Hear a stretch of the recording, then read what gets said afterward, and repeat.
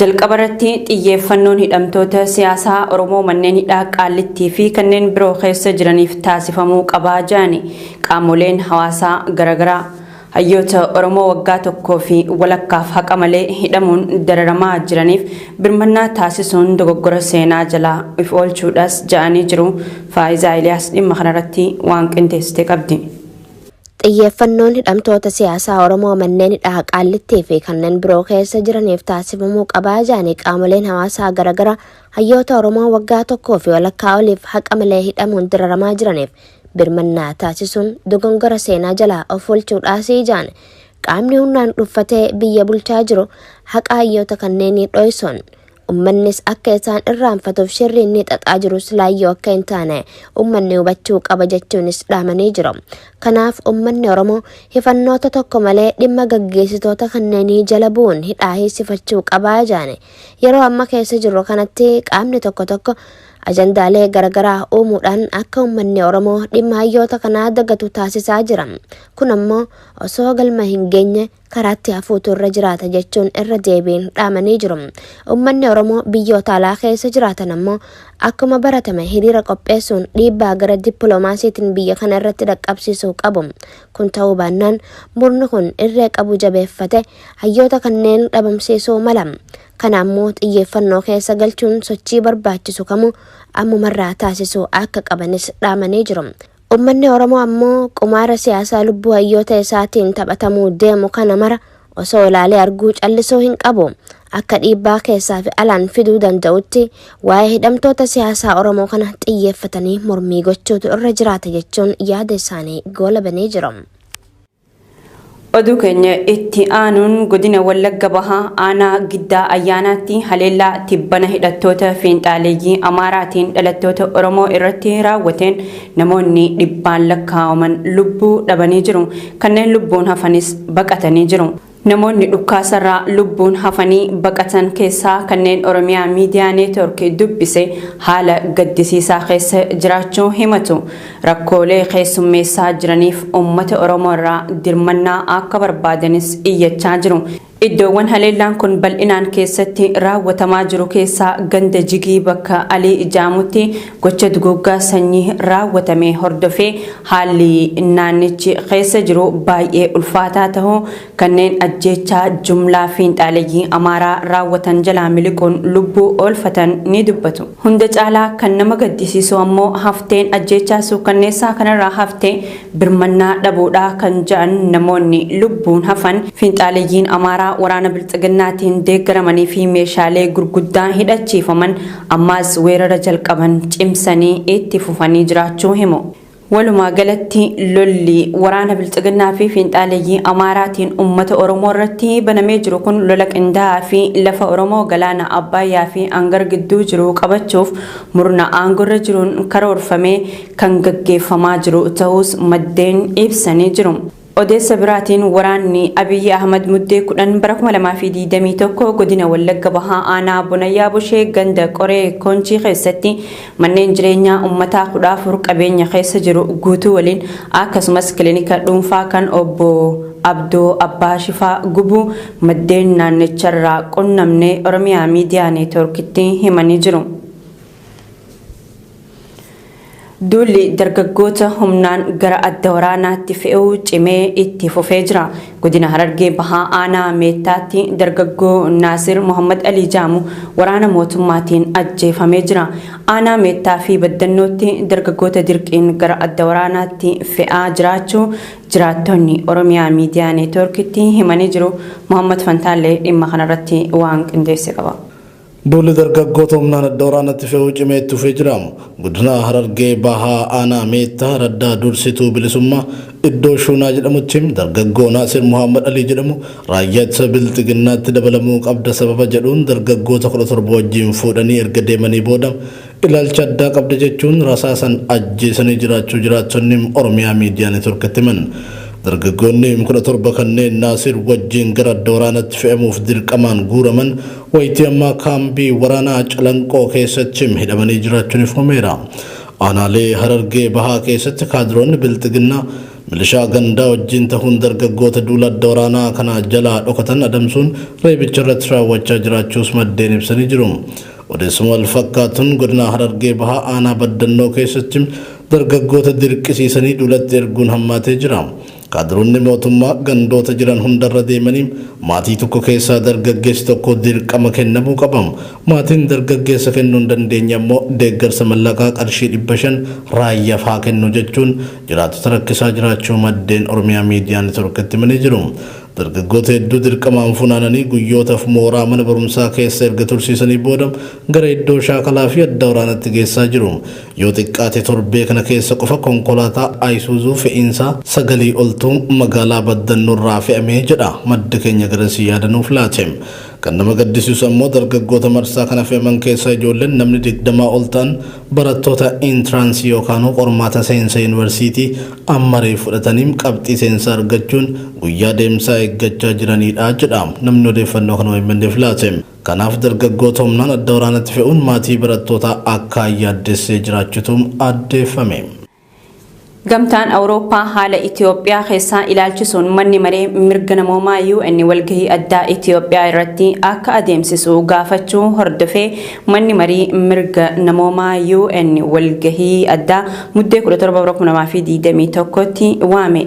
Itoophiyaan gama isheetiin walgahii addaa manni maree mirga namoomaa UN waame kana ilaalchisuun ibsa karaa ministeera haajaa alaa baafteen warri carraaqqii mootummaan Itoophiyaa taasisaa jiru kanaaf bakka hin qabne kaayyoo fedhiin siyaasaa duuba jiru fakkaatu milkeessuuf korri addaa akka taa'amu barbaadu jette. Gabaasaa Siraaj sabaaf qindeessee akka itti isiniif dhiyeessina. The United Nations Human Rights Council says it will hold a special session on Friday. Gamtaan Awurooppaa haala Itoophiyaa keessaa ilaalchisuun manni maree mirga namoomaa UN walgahii addaa Itoophiyaa irratti akka adeemsisu gaafachuu hordofee manni maree mirga namoomaa UN walgahii addaa muddee 17/2021 jimaata dhufutti waame. Waraana Itoophiyaa keessatti adeemsifamaa jiruu fi sarbama mirga namoomaa mudataa jiru ilaalchisuun miseensota gamtaa Awurooppaa dabalatee biyyoonni 50 manni maree mirga namoomaa UN walgahii addaa akka adeemsisu gaafatani. Waajjirri Komishinii mirga namoomaa UN Geneva irraa ibsa wiixata kaleessaa muddee 13/2021 baaseen Itoophiyaa keessatti sarbamni mirga namoomaa hidhaan sabummaa irratti xiyyeeffate haasaan jibbiinsaa fi adda baasanii miidhuu bal'inaan raawwatamaa jiraachuu ibse. Komishinarri mirga namoomaa dhaabbata mootummoota tokkoomanii Michelle Bachelet ibsa laataniin waraanni osoo hin dhaabbatin itti fufee jira. Waraanichi gara gaanfaa Afrikaatti ce'uu mala jechuun yaaddoo qaban ibsanii jiru. Komishiniin mirga namoomaa Itoophiyaa fi Komishiniin mirga namoomaa UN naannoo Tigraay keessatti sarbama mirga namoomaa dhaqqabe ilaalchisuun qorannoo adeemsisaa turan ji'a tokkoon dura ibsuun isaanii ni yaadatama kan jedhan Michelle Bachelet qaamota waraana keessatti hirmaatan hunda dabalatee humnoonni mootummaa fi michoonni isaa sarbama mirga namoomaa raawwachuu isaanii ragaa qabnaa jedhani. Xumura ibsa isaanii irratti yaaddoo diigamuu Itoophiyaa hambisuuf gareewwan hidhatanii lolaa jiran hundi dhukaasa dhaabuu qabu jedhani Komishinarri mirga namoomaa UN. Waraana Itoophiyaa keessatti adeemsifamaa jiruu fi sarbama mirga namoomaa mudataa jiru ilaalchisuun miseensota gamtaa Awurooppaa dabalatee biyyoonni 50 manni maree mirga namoomaa UN walgahii addaa akka adeemsisu gaafatu hordofee manni murtichaa jimaata dhufu muddee 17/2021 dhimma Itoophiyaa irratti yaa'ii adeemsisuuf qabatee jira. Itoophiyaan gama ishiitiin walgahii addaa manni maree mirga namoomaa UN waame kana ilaalchisuun ibsa karaa ministeera haajaa alaatiin baasteen warri carraaqqii mootummaan Itoophiyaa taasisaa jiru kanaaf bakka hin qabne kaayyoo fedhiin siyaasaa duuba jiru fakkaatu milkeessuuf korri addaa akka taa'amu barbaadu jette. Miseensonni gareen ajandaa siyaasaa isaanii mana maree kana jalatti raawwachiisuu barbaadu waan ta'eef miseensonni mana maree mirga namoomaa yaa'ii addaa kana akka balaaleffatan gaafatte. bakkeewwan waraanni Itoophiyaa itti adeemsifamaa jirutti lammiileen isaa akka hin imalle mootummaan UK fi gareen misoomaa waloo biyyoota Commonwealth hubachiise. Mootummaan UK fi gareen misoomaa waloo biyyoota Commonwealth ibsa muddee 13 bara 2021 wiixata kaleessaa baasaniin guutummaa naannolee Tigraay, Amaaraa fi Affaar imaluun balaa guddaa qabaa jee. Haaluma wal fakkaatuun Oromiyaa keessa Wallagga Lixaa fi Wallagga Bahaa magaalaa Naqamteetti imaluu irraa akka if qusatan lammiilee isaa gorse. Naannoo Gaambeellaa godina Nuweeritti aanota 4 kanneen akka Akaao, Waantaao, Jikaao fi Laare, godina Anyoak aanaa Jooree akkasumas naannoo Benishangul Gumuz aanota akka Dibaaxii, Gubaa, Dangurii fi Bulee dabalatee bakkeewwan waraanni itti adeemsifamaa jirutti akka hin imalle mootummaan UK lammiilee isaa akeekkachiisee jira. Naannoo Somaalee bakkeewwan akka Nogub, Jarar, Godee, Korahee fi Dollootti akka hin imalles ibsee jira. Daangaa Suudaan Kibbaa fi Itoophiyaa irraa kiiloomeetira 10, daangaa Itoophiyaa fi Keeniyaa karaa Somaalee godina Affaarii fi Liibeen irraa kiiloomeetira 100 fagaachuu akka qabanis mootummaan UK fi gareen misoomaa waloo biyyoota Commonwealth lammiilee isaa gorsee jira. Kana malees bakkeewwan haleellaaf saaxilamuu danda'an kanneen akka hoteelaa, reestooraantii, istaadiyoomii, bakkeewwan dhiqannaa fi bashannanaa akkasumas geejjiba ummataa irraa akka if qusatan akeekkachiisee jira. Humnoonni waloo waraana bilisummaa Oromoo fi humna ittisa Tigraay duula imala gara Finfinnee jalqabuu isaanii hordofee lammiilee isaanii Itoophiyaa keessaa akka bahaniif biyyoota waamicha dhiheessaa turan keessaa UK'n ishee takka turte. Gabaasaan kan Siraaj Sabaaf ture.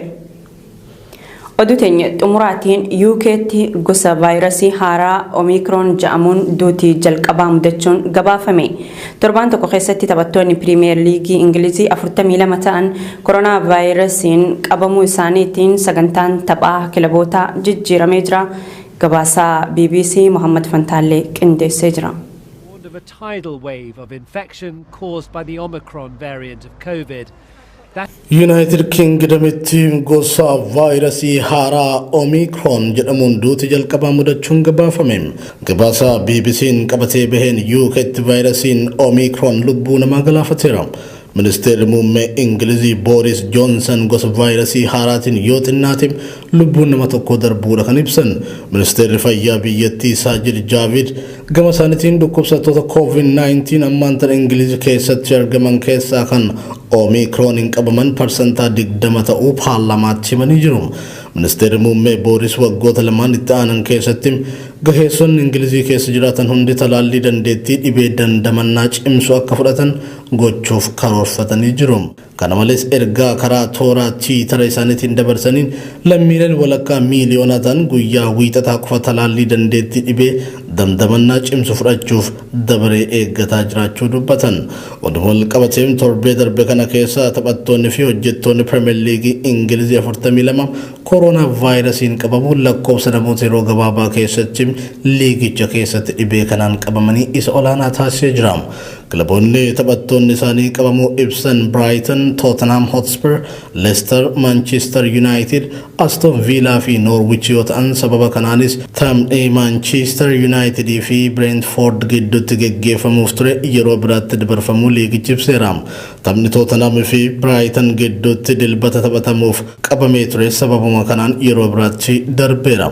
Walumaa galatti torban tokko keessatti taphattoonni Premier League Ingilizii 42 ta'an koronaa vaayirasiin qabamuu isaaniitiin sagantaan tapha kilabootaa jijjiiramee jira.